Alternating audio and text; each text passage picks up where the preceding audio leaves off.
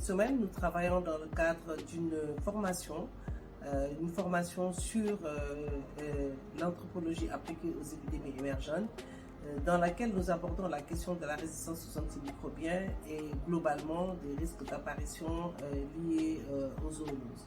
Les dimensions sociales liées à la fois aux résistances aux antimicrobiens et aux zoonoses d'une manière générale sont très importantes.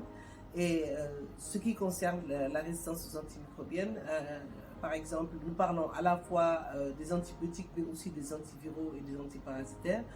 Et ces questions sont de plus en plus importantes et elles sont notamment dans le cadre du VIH.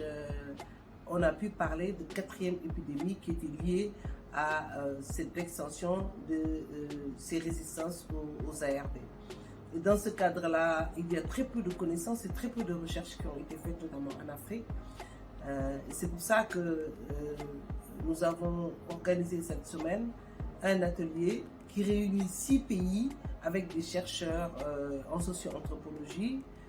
Il s'agit du Sénégal, du Bénin, du Burkina Faso, de la Guinée, du Cameroun et de la Côte d'Ivoire. Donc les représentants de ces 6 pays sont venus à Dakar pour assister à un atelier qui a été financé par l'ANRS Maladies infectieuses émergentes et l'IRD et qui est basé sur un ouvrage, un manuel sur l'anthropologie appliquée aux épidémies émergentes.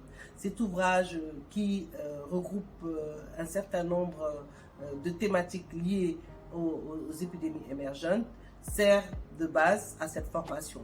Et cet ouvrage est disponible aux éditions L'Harmattan.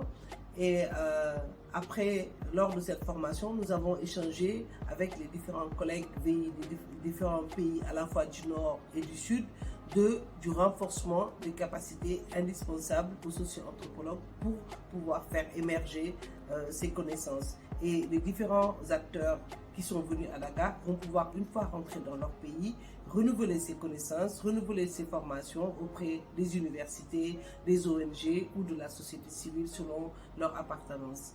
Et l'intérêt de cette approche combinée Nord-Sud, c'est vraiment de travailler dans le cadre d'un réseau et dans le cadre d'une communauté de savoir qui permettra de réalimenter ces différentes corpus de connaissances.